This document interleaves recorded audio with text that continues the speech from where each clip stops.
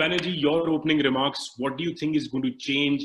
How is the teacher-student experience is going to change so rapidly? What do you think is going to happen? Two, three things. I will talk about how education was changing prior to COVID, and then I will talk about some of the implications in terms of how we need to change post. So if you look at our education, and while I'm speaking for management education, this is applicable more broadly, it is that our education was essentially purposed for the industrial world. And the industrial world is a siloed world. So when you look at management, you have marketing, you have finance, you have operations, you have technology. Increasingly, we will realize that these silos and divisions between subjects are man-made. And therefore, the silos will break, and you need to have more holistic education. You need to have more flexibility. You need to give more choice to students. As a simple example, in our institute, we have got a compulsory course on management and the liberal arts. If I look at Vineet and Ashoka University and some of the flexibility that they're giving to students. So one is we need to look at education for a digital world, education for a less siloed world, education for an interconnected world. And I think that is one. The second point is that if you look at education, the way we have traditionally looked at education is that there is a teacher and there is a group of students. I think if you look at the current generation has been parented very differently from the way you and I were parented. Therefore, they are used to much less hierarchical relationships, and that will extend to the classroom. So the teacher's role moves from being less of a sage on the stage to a facilitator and integrator of learning. And that, to my mind, is the second aspect. This is all pre-COVID. The third aspect pre-COVID that I would talk about is that if you went to your teachers and say, if you had to assign 100 points to your teacher's role, what proportion is teaching the subject? What proportion is creating curiosity? I think creating curiosity must be 30 to 40% at least, maybe 50% of the job of every teacher, because whatever we give as knowledge today, 50% is going to be outdated in 5 years. So learning to learn and learning to question and learning to reflect become far more important elements. Okay, so this is one piece. Now, let me look at COVID, and I want to make just 2 or 3 comments. I think COVID has accelerated a change, because if you had gone to faculty and said, we need to start teaching online tomorrow, there would have been a lot of logical reasons. I mean, we were doing it somewhat, but to have a whole institute like ours is doing today, teach online, COVID has accelerated that change management significantly, and we have learned a lot, and I believe there is an opportunity. So one opportunity is to address a fundamental imbalance in education. What is the fundamental imbalance? That the best students go to the best institutes, and the best teachers want to work in the best institutes. Now, if I had to go back and ask you, do the weaker students need the best teachers, or do the best students need the best teachers? It's a debatable point. Now, the point is, what online has the potential to do is make the best teachers available to 100 times the number of students at a significantly lower cost, and therefore create a social purpose. We have to figure out the best business model to do that. So that is one clear thing. The second is that if you look at least elite education in India, India has been largely an employment market, which means that students, when they come into a campus, want a job at the end of the campus. Europe, if you look at education is for employability. So I think the balance in India also will slowly start shifting from employment to employability, which means more and more people will get into this need for lifelong learning. There is a third element, and the third element is this. If I go out and speak to technology companies, at least 5 companies I have met have told me that 75% of our people will work from home post-COVID. So it is not just the COVID situation, it is the efficiency of not commuting for 4 hours in a city like Bombay. So now the moment you look at that, it opens up your workforce, because one of the biggest barriers to women working in India is the tyranny of the 9-to-5 workplace. So the moment you say that people can work for 4 hours and 5 hours and output matters more than physical work hours, then the opportunities available for lifelong learning and lifelong education are large. And all of us in education must start asking, what are these emerging needs? So as Rishi pointed out, I think lifelong learning, lifelong education, new segments emerging. Okay, final last point. We must realize that this is a difficult time for our students. And one of the things we as institutes need to do is show empathy. So this can be something as simple as a head of an institute, reach out and call 6 students and ask them, how are you? What are you doing? What are the challenges? So the need to have personalized conversations with students. This is the time to support our students and help them go through this, because otherwise the reaction may be, why did this happen in the year in which I am graduating? So to move students from denial to acceptance and then learning.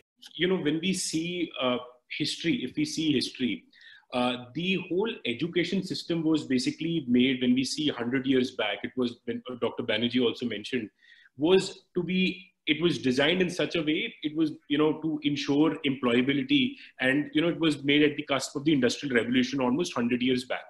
But now at 2020 also, we see the format and delivery of education hasn't changed that much in today's time also. And the difference between, you know, when the gap between or what is taught in the classroom and what skills you require at the workplace, at the digital place to actually succeed in the 21st century is a big gap. What is learned and what it requires. What do you think, you know, in terms of the fundamental things that need to change? Yeah, so I had 3 kind of perspectives on this thing of relevance of education. And I think there are 3 things. One is, I will go back to my point on silos, that Indian academia has typically approached Indian industry with what I call a menu card, which says, I have placements, I have internships, I have guest lectures, tell me what you want to buy. I think we need to move to going to industry with a partnership model where we need to understand industry better. Industry needs to understand us better. Co-creation of curriculum with industry. So, and this silo mindset is on both sides. Industry also has had a side relatively. So the depth of engagement between academia and industry and two-way conversation and co-creation, to me, is clearly one part of the answer. The second part of the answer is that if you look at, and I'm speaking more on management education, but it is that if you look at management education, we take very young graduates with 2 to 3 years of experience, and often we teach them strategy and leadership. And the problem is that they do not have really the experiences to relate to and reflect on strategy and leadership. They acquire those experiences 10 to 15 years later.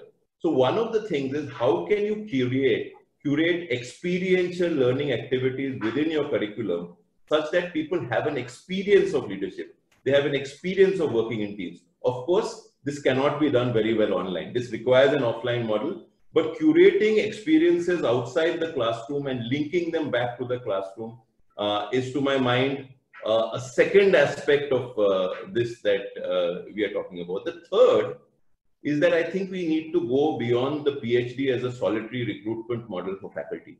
We need to value industry experience and external experience in our teachers. Because if our teachers have not experienced practice, how are they going to create students who are practice oriented? You think, what is your point of view in terms of the relation between the student and teacher, which was, you know, in the Indian culture, that has been a guru role. Now, when the guru is on the other side of the computer or the online teaching, what is the role going to be, and what's the relationship change going to be between the student and teacher? No. So, you know, I think it's an excellent question about the student-teacher relationship. I think that question predates online and COVID. I think the larger point is that you have a new generation of students coming into the classroom for whom the most credible source of information is Google. Live with it. The most credible source of information is Google. It is the teacher's job to question. It is the teacher's job to enable thinking. It is the teacher's job to provide perspectives. And the teacher must move from the egotistical position, from being the person who knows the most, to being the person who can enable knowledge. In fact, there is this old saying, it is cliched. It says, people love to learn, but hate to be taught. So I think what is really common is that effective teaching is about the design of the learning process. In the best classes, the class is a good class way before the class starts, because in designing the class, you have kept the learner in mind. So respect for the learner, the ability to ask good questions, the ability to not give the answer when you know the answer, because you know that by skillful questioning, people can arrive at the answer. If I give you the answer, you know the answer to that question. If I enable you to find the answer, you have learned how to find the answer to multiple questions. So the teacher's job, I think this balance between knowledge sharing and enabling people to think and maybe providing them structures to think, also creating an environment where any question can be asked. The large part of the teacher's job is to remove fear and hierarchy from the classroom. And on the Guru Shishya, I don't think it goes away. The only thing that happens is because you have a designation called professor, don't expect to have respect. Respect has to be earned. This is as true of parenting as it is of tomorrow's teachers. So that's a quick answer to that question. That hire 15, 20 teachers and then they build their institute. My question is, and there's a question being already asked, that what is the criteria of actually selecting those 15, 20 teachers, if I may ask? So when I graduated from IIT Bombay, IIT Kanpur was clearly the best IIT. There was absolutely no comparison. IIT Kanpur was top, and then you had Bombay, Delhi, Chennai, depending on your regional preferences. Today, I have it in reasonable data that 70 out of the top 100 go to IIT Bombay in JEE. That's not the only criteria, but it's an interesting criterion. So I remember having a conversation with Dr. Phatak at IIT Bombay, saying that in 20 years, sir, how has this transition of IIT Bombay's reputation happened? And he told me something that I have taken to heart. He said, 20 years back, we took a resolution that we will not hire anybody who is not better than us in some respect. Hiring people who are better than you. And hiring is the #1 job of the leader. Faculty hiring, involvement in faculty hiring is the #1 job of a leader of academic institutions. If you get both of these right, I think that's. I just want to say one thing, that if you look at the way we have designed organizations, we have designed what I call designed organizations for efficiency. Which means that if I want to make 400 cars, I want to make 400 cars at the least possible cost and the least possible time at the quality desired. We have to move from designing systems for efficiency to designing systems for resilience. So that is one point. The second point is India as a country has always shown itself to be resilient. So I will end with a positive note. #1, as many participants have said, this too shall pass.